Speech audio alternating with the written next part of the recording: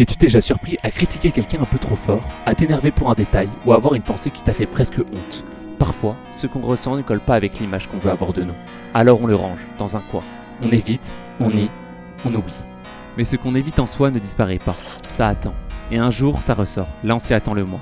C'est ce que Carl Gustav Jung appelait l'ombre. L'ombre, c'est tout ce qu'on refuse de voir en nous. Tout ce qu'on juge pas bien, pas noble, pas nous. La colère, l'orgueil, la peur.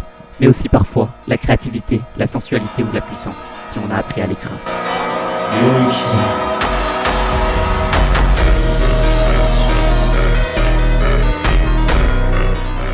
Et pourtant l'ombre, c'est nous.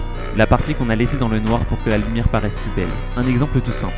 Quelqu'un parle fort dans le métro et tu sens une irritation monter. Tu penses, mais quel manque de respect. Mais si tu écoutes un peu plus loin, peut-être qu'au fond, tu l'envies. Ce courage de prendre la place. Tu t'es peut-être tellement entraîné à ne pas déranger que tu ressens une tension chaque fois que quelqu'un ose ce que toi tu t'interdis.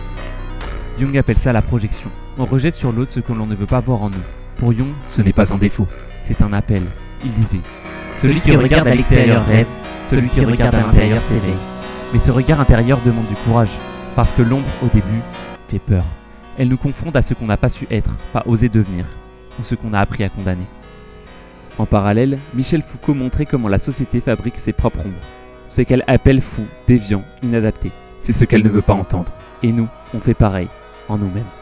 On construit un moi poli, acceptable, et on met le reste sous clé. Mais une part de nous sait, elle cherche à revenir, à être écoutée. Bankai, Katen Kyokutsu Karamatsu Shinju. On ne devient pas éclairé en imaginant des figures de lumière, mais en rendant l'obscurité consciente. Carl Jung. L'enjeu, c'est pas de dominer l'ombre, c'est de l'accueillir, de dialoguer avec elle, et peut-être un jour, découvrir que ce qu'on fuyait était une force mal comprise.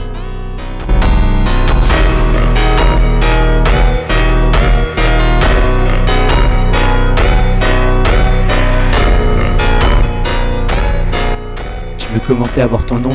Regarde ce qui t'agace chez les autres. Regarde ce que tu juges, ce que tu nies, ce que tu caches.